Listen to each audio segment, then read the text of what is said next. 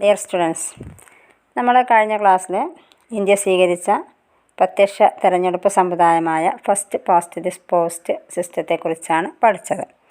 ഇനി നമുക്ക് നോക്കാനുള്ളത് ഇന്ത്യയിലെ തന്നെ മറ്റൊരു തിരഞ്ഞെടുപ്പ് സമ്പ്രദായമായ പ്രൊപ്പോർഷണൽ റെപ്രസെൻറ്റേഷൻ, ആനുപാതിക പ്രാതിനിധ്യ വ്യവസ്ഥയെക്കുറിച്ചാണ്.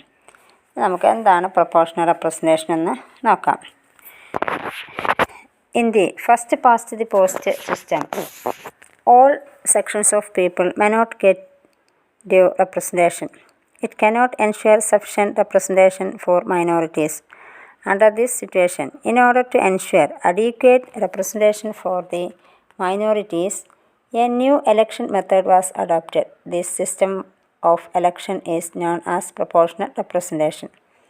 The aim of proportional representation is to give representation to all classes or groups in proportion to their voting strength. In this system, a party gets the same proportion of seats as its proportion of votes. Therefore, each party gets its due representation. ആനുപാതിക പ്രാതിനിധ്യ വ്യവസ്ഥ. FPTP വ്യവസ്ഥയിൽ എല്ലാ ജനവിഭാഗങ്ങൾക്കും പ്രാതിനിധ്യം ലഭിക്കുന്നില്ല. അതായത് ന്യൂനപക്ഷ വിഭാഗങ്ങൾക്ക് വേണ്ടത്ര പ്രാതിനിധ്യം ഉറപ്പുവരുത്താൻ ഈ വ്യവസ്ഥ പോരാ എന്നർത്ഥം. അതിനാൽ ന്യൂനപക്ഷ പ്രാതിനിധ്യം ഉറപ്പുവരുത്തുന്നതിന് വേണ്ടി രാഷ്ട്രീയ ചിന്തകർ ഒരു പുതിയ തെരഞ്ഞെടുപ്പ് വ്യവസ്ഥ ആവിഷ്കരിച്ചു. ഈ തെരഞ്ഞെടുപ്പ് വ്യവസ്ഥയെയാണ് ആനുപാതിക പ്രാതിനിധ്യമെന്ന് പറയുന്നത്, PR. അതായത് ആനുപാതിക പ്രാതിനിധ്യ വ്യവസ്ഥ എന്ന് പറഞ്ഞാൽ ഓരോ വിഭാഗം ജനങ്ങൾക്കും അവരുടെ അംഗസംഖ്യയുടെ ആനുപാതത്തിൽ പ്രാതിനിധ്യം നൽകുക എന്നതാണ് ഈ വ്യവസ്ഥയുടെ ലക്ഷ്യം.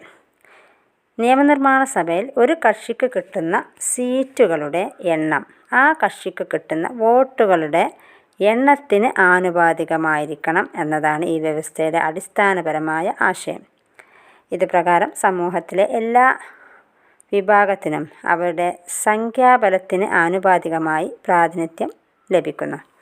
അപ്പോൾ ആനുപാതിക പ്രാതിനിധ്യം എന്ന് പറഞ്ഞാൽ ഒരു കക്ഷിക്ക് കിട്ടുന്ന സീറ്റുകളുടെ എണ്ണം ആ കക്ഷിക്ക് കിട്ടിയ വോട്ടുകളുടെ എണ്ണത്തിന് ആനുപാതികം ആയിരിക്കണം എന്നതാണ്. ഇസ്രായേൽ, നെതർലാൻഡ്, അർജന്റീന, പോർച്ചുഗൽ തുടങ്ങിയ രാജ്യങ്ങളിൽ ആനുപാതിക സമ്പ്രദായം നിലവിലുണ്ട്. ഇന്ത്യയിൽ രാജ്യസഭയിലേക്കുള്ള പ്രതിനിധികളെ തിരഞ്ഞെടുക്കുന്നത് ഈ വ്യവസ്ഥ പ്രകാരമാണ്. There are mainly two types of proportional representation. In the first method, the entire country is treated as one constituency. All parties get seats in proportion to its share of votes in the national election. This type of election prevails in Israel and Netherlands. In the second method, the country is divided into several multi-member constituencies. Each party prepares a list of candidates for each constituency, depending on how many have to be elected from that constituency. This method of election exists in Argentina and Portugal. ആനുപാതിക പ്രാതിനിധ്യ വ്യവസ്ഥയിൽ പ്രധാനമായും 2 രീതികളുണ്ട്. ഒന്നാമത്തെ രീതിയിൽ രാജ്യത്തെ മുഴുവൻ ഒരു ഏക നിയോജക മണ്ഡലമായി കണക്കാക്കുന്നു. ദേശീയ തിരഞ്ഞെടുപ്പിൽ ഓരോ കക്ഷിക്കും ലഭിച്ച വോട്ടുകളുടെ വിഹിതത്തിനനുസരിച്ച് ആ കക്ഷികൾക്ക് സീറ്റുകൾ അനുവദിക്കുന്നു. ഇസ്രായേൽ, നെതർലാൻഡ് എന്നീ രാജ്യങ്ങളിൽ ഈ വ്യവസ്ഥയാണ് നിലനിൽക്കുന്നത്. ഇനി രണ്ടാമത്തെ രീതിയിൽ രാജ്യത്തെ അനേകം ബഹു-അംഗ നിയോജക മണ്ഡലങ്ങളായി വിഭജിക്കുന്നു. ഓരോ നിയോജക മണ്ഡലത്തിൽ നിന്നും തിരഞ്ഞെടുക്കപ്പെടേണ്ട അംഗങ്ങളുടെ എണ്ണമനുസരിച്ച് ഓരോ പാർട്ടിയും ആ നിയോജക മണ്ഡലത്തിനു വേണ്ടി സ്ഥാനാർത്ഥികളുടെ ഒരു പട്ടിക തയ്യാറാക്കുന്നു. ഈ വ്യവസ്ഥ നിലനിൽക്കുന്ന രാജ്യങ്ങളാണ് Argentina, Portugal. In both these methods, the voters cast their preferences for party, not for a candidate. Seats are distributed on the basis of the votes, so it ensures that the representatives elected from a constituency would belong to different parties. ഈ 2 രീതികളിലും സമ്മതിദായകർ ഒരു കക്ഷിക്കാണ് അവരുടെ മുൻഗണന ഉപയോഗപ്പെടുത്തുന്നത്, അല്ലാതെ സ്ഥാനാർത്ഥിക്കല്ല. ഒരു നിയോജക മണ്ഡലത്തിലെ സീറ്റുകൾ പങ്കുവെക്കുന്നത് ഓരോ കക്ഷിയും നേടിയ വോട്ടുകളുടെ അടിസ്ഥാനത്തിലാണ്. അങ്ങനെ ഒരു നിയോജക മണ്ഡലത്തിൽ നിന്ന് തിരഞ്ഞെടുക്കപ്പെടുന്ന പ്രതിനിധികൾ വ്യത്യസ്ത കക്ഷികളിൽപ്പെട്ടവരായിരിക്കുമെന്ന് ഈ വ്യവസ്ഥ ഉറപ്പാക്കുന്നു. ഇന്ത്യയിലെ പരോക്ഷ തെരഞ്ഞെടുപ്പുകൾക്ക് വേണ്ടിയിട്ട് ആനുപാതിക പ്രാതിനിധ്യ വ്യവസ്ഥ നിയന്ത്രിതമായ തോതിൽ സ്വീകരിച്ചിട്ടുണ്ട്. രാഷ്ട്രപതി, ഉപരാഷ്ട്രപതി, രാജ്യസഭയിലെയും വിധാൻ പരിഷത്തുകളിലെയും അംഗങ്ങൾ എന്നിവരെ തിരഞ്ഞെടുക്കുന്നതിന് ഈ രീതിയാണ് ഉപയോഗിക്കുന്നത്. ഇനി ആനുപാതിക പ്രാതിനിധ്യ വ്യവസ്ഥയുടെ അതിസങ്കീർണമായ മൂന്നാമതൊരു രീതി ഇന്ത്യൻ ഭരണഘടന നിർദ്ദേശിക്കുന്നുണ്ട്. ഇതിനെ ഏക കൈമാറ്റ വോട്ട് വ്യവസ്ഥ, സിംഗിൾ ട്രാൻസ്ഫറബിൾ വോട്ട് സിസ്റ്റം എന്ന് വിളിക്കുന്നു. ഇനി നമുക്ക് ഏക കൈമാറ്റ വോട്ട് വ്യവസ്ഥ എന്താണെന്ന് നോക്കാം. Single transferable vote system, higher system എന്നും ഇതിനെ അറിയപ്പെടുന്നു. The basic principle of single transferable vote system is that every minority community should get representation in accordance with its share of votes. There are 4 important features for this system. They are multi-member constituency, quota system, marking of preferences, and transfer of votes. ഏക കൈമാറ്റ vote വ്യവസ്ഥ, higher വ്യവസ്ഥ എന്നും അറിയപ്പെടുന്നു. ഓരോ ന്യൂനപക്ഷ വിഭാഗത്തിനും അതിലെ വോട്ടർമാരുടെ അംഗബലമനുസരിച്ച് പ്രാതിനിധ്യം ലഭിക്കണം എന്നതാണ് ഏക കൈമാറ്റ വോട്ട് വ്യവസ്ഥയുടെ അടിസ്ഥാനം. ഈ വ്യവസ്ഥയ്ക്ക് മുഖ്യമായും 4 ഘടകങ്ങളുണ്ട്. 1. ബഹുഅംഗ നിയോജക മണ്ഡലം. 2. ആനുപാതികമായ പങ്ക് അഥവാ ക്വാട്ട. 3. ഒരു ഫലപ്രദമായ വോട്ടും മുൻഗണനകൾ രേഖപ്പെടുത്തലും. 4. വോട്ടുകളുടെ കൈമാറ്റം. In the single transferable vote system, multi-member constituency is necessary. It is a constituency from which 3 or more persons are elected. In order to get elected, a candidate should get a particular quota of votes. The quota is the minimum number of votes a candidate must receive in order to be elected. ഏക കൈമാറ്റ vote വ്യവസ്ഥയിൽ ബഹുഅംഗ നിയോജക മണ്ഡലം അത്യാവശ്യ ഘടകമാണ്. 3 അതിലധികമോ സ്ഥാനാർത്ഥികളെ തിരഞ്ഞെടുക്കുന്ന നിയോജക മണ്ഡലത്തെയാണ് ബഹുഅംഗ നിയോജക മണ്ഡലമെന്ന് പറയുന്നത്.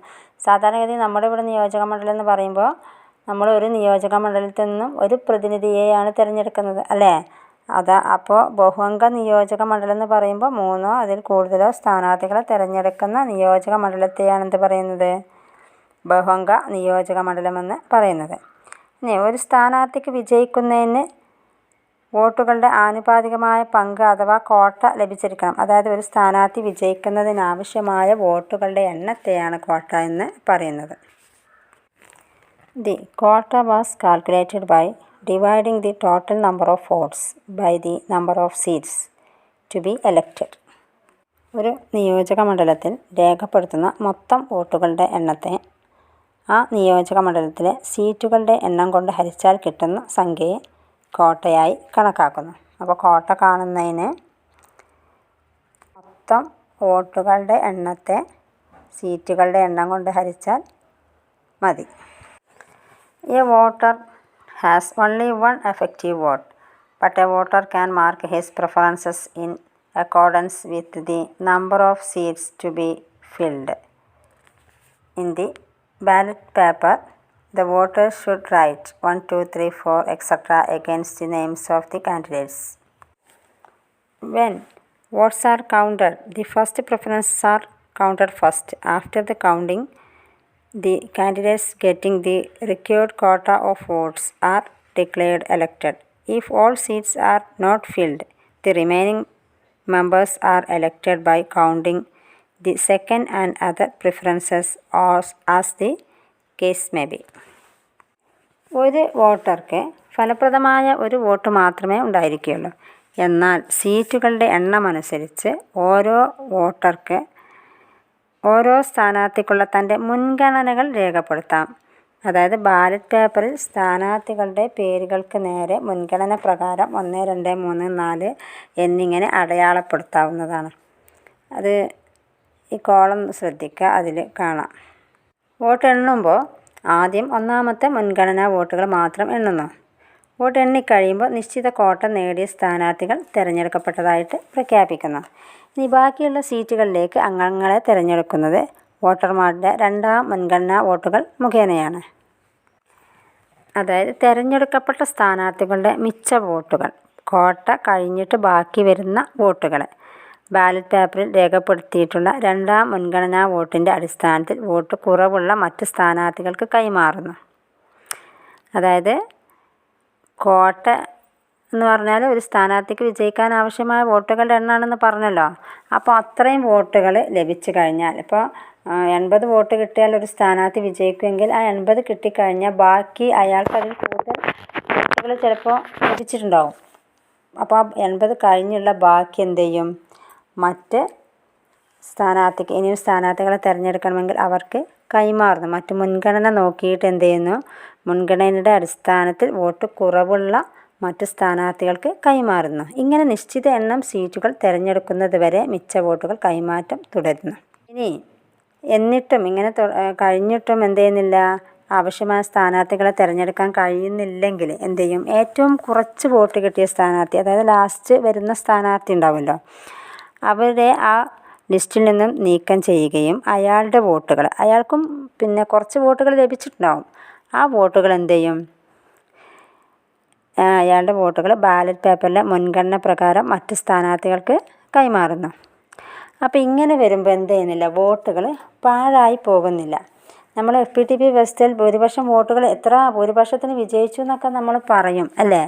എങ്കിലും എന്താണ്, മറ്റ് ആ തോറ്റ സ്ഥാനാർത്ഥിയേക്കാൾ ഒരു വോട്ട് കൂടുതൽ കിട്ടിയാലും ഈ സ്ഥാനാർത്ഥി വിജയിച്ചു. ഇനി എത്രത്തോളം വോട്ട് കൂടുതൽ കിട്ടിയാലും അയാൾ ജയിച്ചു. ആ കൂടുതൽ കിട്ടിയ വോട്ടുകൾക്കൊന്നും എന്തില്ല, അതിന് വെറുതെ പോവുകയാണ്, അതൊക്കെ പാഴായി പോവുകയാണ്. എന്നാൽ ഈ വ്യവസ്ഥയിൽ, നമ്മുടെ ഏക കൈമാറ്റ വോട്ട് വ്യവസ്ഥയിൽ, ആനുപാതിക പ്രാതിനിധ്യ വ്യവസ്ഥയിൽ എന്ത് ചെയ്യുന്നില്ല? ഈ വോട്ടുകൾ, കൂടുതൽ കിട്ടിയ വോട്ടുകൾ പാഴായി പോകുന്നില്ല. കാരണം കോട്ട, ഒരു സ്ഥാനാർത്ഥിക്ക് വിജയിക്കാൻ ആവശ്യമായ വോട്ടുകൾ ലഭിച്ചു കഴിഞ്ഞാൽ അത് മതി. ബാക്കി വോട്ടുകൾ എന്ത് ചെയ്യുന്നു?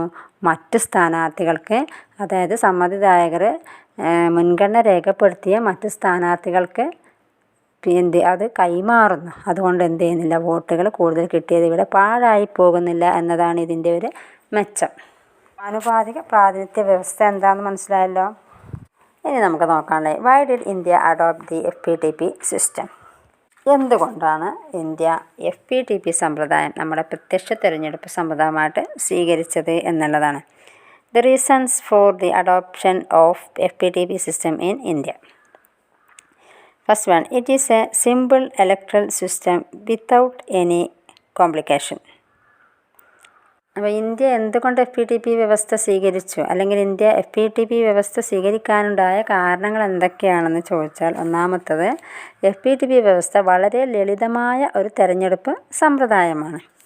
ഇനി രണ്ടാമതായിട്ട്, FPTP is best suited four A sub continental country like India. മറ്റൊരു കാരണമാണ്, ഇന്ത്യയെപ്പോലെ വിസ്തൃതമായ ഒരു രാജ്യത്തിന് FPTP സമ്പ്രദായമാണ് ഏറ്റവും അനുയോജ്യം. ഇനി മറ്റൊരു കാരണമാണ്, in this system the voters have the freedom to elect their favourite candidate. FPTP വ്യവസ്ഥയിൽ വോട്ടർമാർക്ക് ഇഷ്ടമുള്ള സ്ഥാനാർത്ഥിയെ തിരഞ്ഞെടുക്കാം. Then in the FPTP system, since the elected person represent a particular locality, they cannot evade their responsibility. FPTP വ്യവസ്ഥയിൽ തിരഞ്ഞെടുക്കപ്പെട്ട സ്ഥാനാർത്ഥികൾക്ക് തങ്ങളുടെ നിയോജക മണ്ഡലങ്ങളോട് കൂടുതൽ ഉത്തരവാദിത്തം ഉണ്ടായിരിക്കും. അതായത് നമുക്കറിയാം, നമ്മുടെ സ്ഥാനാർത്ഥി ആരാണെന്ന് നമുക്കറിയാം. അതുകൊണ്ട് നമ്മൾ ഈ സ്ഥലം, ഇവിടെ നിന്നാണ് ആ സ്ഥാനാർത്ഥിയെ തിരഞ്ഞെടുത്തത് എന്നുള്ളത് കൊണ്ട് തന്നെ ആ സ്ഥാനാർത്ഥിക്ക് കൂടുതൽ അവരുടെ മണ്ഡലത്തോട് കൂടുതൽ ഉത്തരവാദിത്തം ഉണ്ടായിരിക്കും. നേരെ മറിച്ച് നമ്മുടെ ആനുപാതിക പ്രാതിനിധ്യ വ്യവസ്ഥയിൽ ഒരു നിയോജക മണ്ഡലത്തിൽ നിന്ന് 3 അതിൽ കൂടുതൽ സ്ഥാനാർത്ഥികളെ തിരഞ്ഞെടുക്കുമെന്ന് പറഞ്ഞു. അപ്പോൾ അവർക്ക് എന്തുണ്ടായിരിക്കില്ല, ഇത്രത്തോളം ഉത്തരവാദിത്തം ഉണ്ടായിരിക്കില്ല.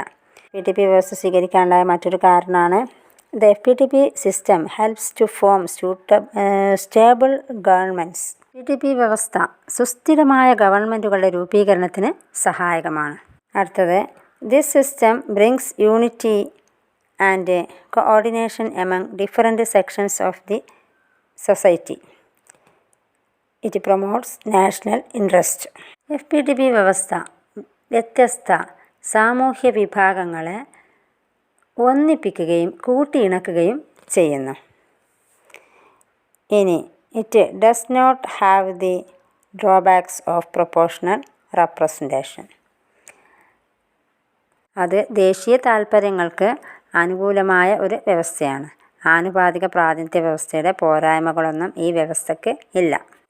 ഇനി നമുക്ക് FPTPയും പ്രൊപ്പോർഷണൽ റെപ്രസെൻറ്റേഷൻ തമ്മിലുള്ള വ്യത്യാസങ്ങൾ എന്തൊക്കെയാണെന്ന് നോക്കാം.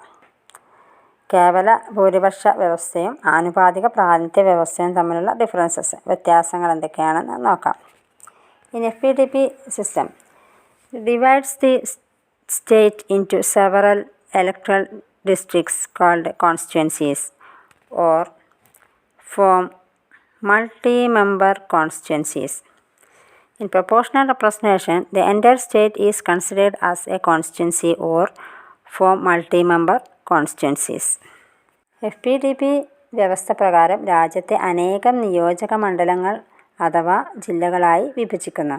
എന്നാൽ ആനുപാതിക പ്രാതിനിധ്യ വ്യവസ്ഥ അനുസരിച്ച് രാജ്യത്തെ മുഴുവൻ ഒരു ഏക നിയോജക മണ്ഡലമായി കണക്കാക്കുന്നു, അല്ലെങ്കിൽ ബഹുഅംഗ നിയോജക മണ്ഡലങ്ങളായി വിഭജിക്കുന്നു. In FPTP, constituencies are small territorial areas. In proportional representation, constituencies are large. In FPTP, one representative is elected from each constituency. In PR, elects more than one person from a constituency. FPTP വ്യവസ്ഥ അനുസരിച്ച് നിയോജക മണ്ഡലങ്ങൾ ഭൂമിശാസ്ത്രപരമായി ചെറിയ പ്രദേശങ്ങളായിരിക്കും. ആനുപാതിക പ്രാതിനിധ്യ വ്യവസ്ഥ അനുസരിച്ച് നിയോജക മണ്ഡലങ്ങൾ വലിയ പ്രദേശങ്ങളായിരിക്കും. FPTPയിലെ ഓരോ നിയോജക മണ്ഡലവും ഒരു പ്രതിനിധിയെ തിരഞ്ഞെടുക്കുന്നു.